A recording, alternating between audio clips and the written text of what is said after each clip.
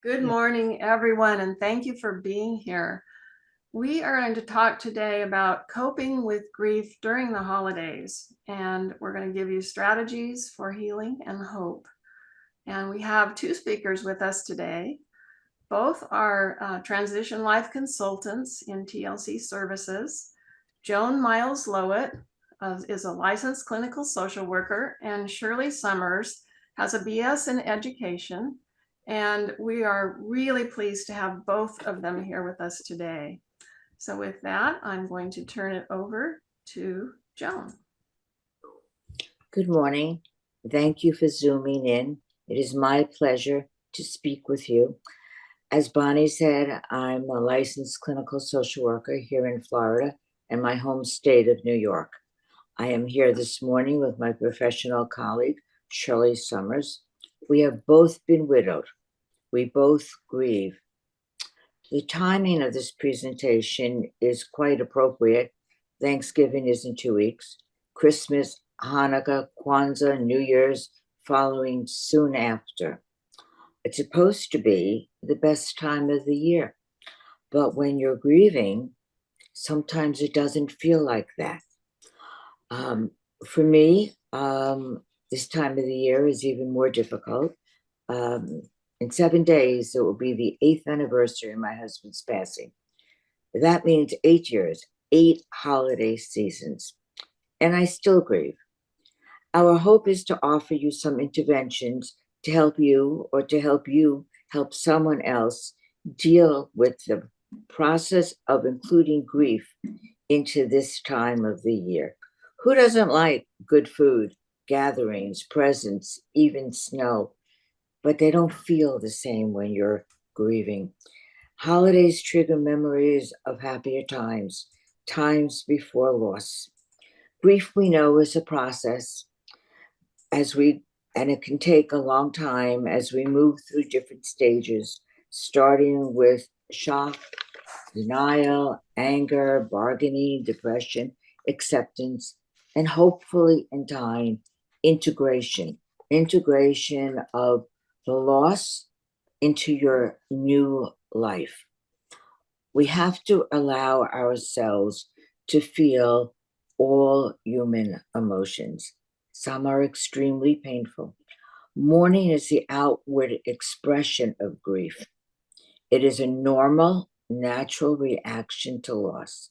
It can be lonely, sad, isolating. We do not recover from or overcome grief. We work to get on with our lives. It is important to give yourself permission, as I said, to feel these emotions. It is our way of learning to cope with heartache and at the same time learn that life does go on. I don't mean to simplify, but it does help to be kind to yourself, to give yourself the gift of time, not the panacea that some people say, well, next year is going to be better, or you'll get over this. You'll be done in a year. That's my all-time favorite. You'll be done in a year. Yes, time can offer the chance to move in a different direction, away from, if not past, the heartache, and to just let it become natural as you try to live your life. Time can give us the ability to create new memories, different experiences, not as a replacement, but to put a new slant on the process of living, of moving on. There remain things you can do to honor those lost.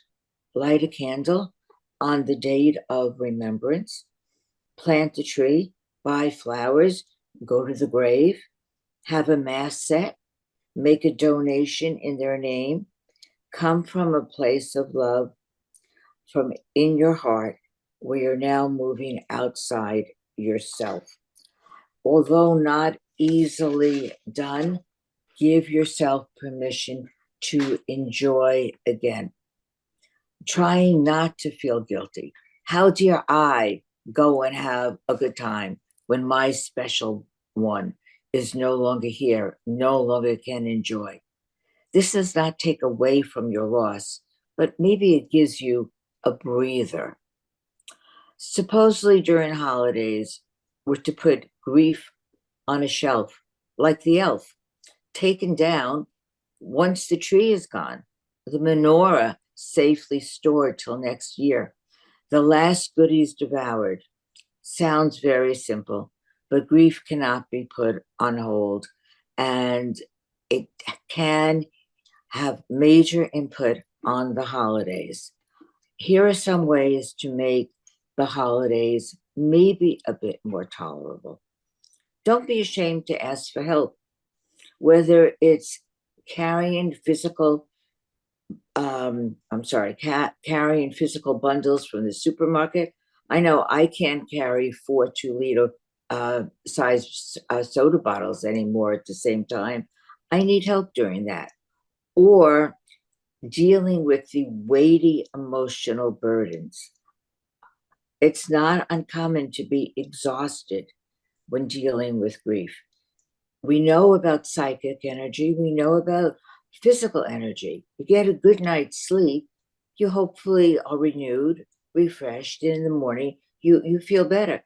But psychic energy, what we do in our minds, is not that easily replaced, and you have to be aware. It's hard to try to keep a smile on your face. It's okay to say to someone, this year I don't feel like baking. Perhaps you'll bring a pie, or delegate other chores for the holidays.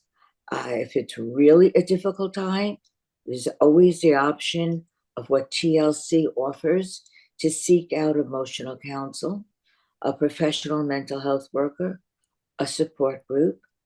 Life goes on, but as I said, so does pain. And experience that pain can expressing that pain can be a relief. You may choose to journal. That's a way to express yourself. Pour out your emotions onto the written page. Keep track of the array of feelings that can flood us during the holidays. Take time for R&R, rest and relax, what I call P&P, partialize and prioritize what really needs to be done.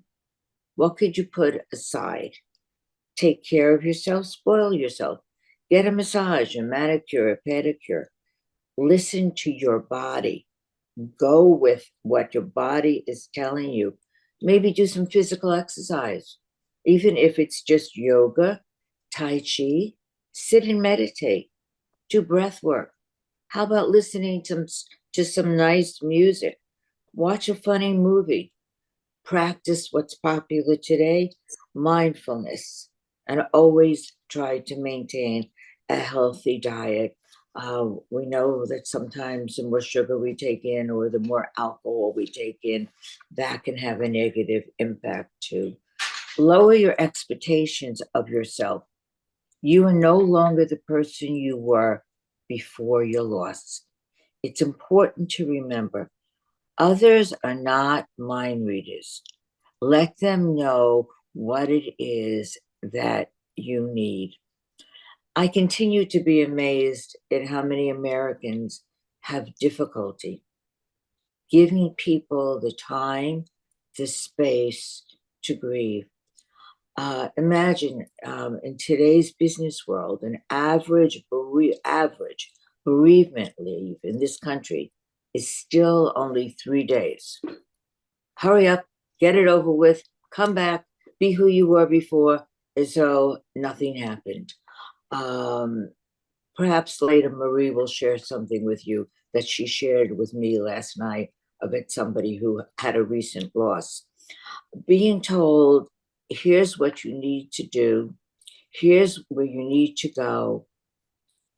We don't want to hear that. We need to be in our own head. The support is wonderful, but we don't need to hear. Everything happens for a reason. You're so strong. Well, I may look strong. That doesn't mean that I am. If you need, tune people out. Try to be aware of your own limitations. If you start to feel guilty about saying no, remember that grieving is hard work. I had a wonderful friend. She died a few years ago at 101. She never wanted to live that long. She lost her second child when he was a year old. She lost a first child 9 months after he married at age 30. A year later, her husband died. I didn't know that her husband was a gambler. So after the husband passed away, she was left with almost no money. But any time that I would call Adele, she would answer the phone, and in her hello, you could hear a smile. And I spoke to her about this a number of times, and she said, nobody wanted to hear about my losses. Nobody wanted to be reminded that I lost both of my children and my husband and my money. People are too afraid that it will happen to them. She also told me that sometimes she was alone for holidays, and that was okay because, as she put it, Thanksgiving, Christmas, they're just another day. And you can find ways to get through them if you need to be alone. And there's nothing wrong with that. Maybe you're not up to being with your family or your friends.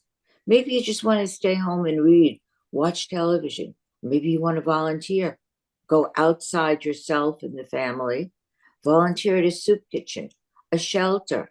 Perhaps you want to foster an animal, but find something that feels right for you. And remember, no one should ever judge you. You are the expert on your grief.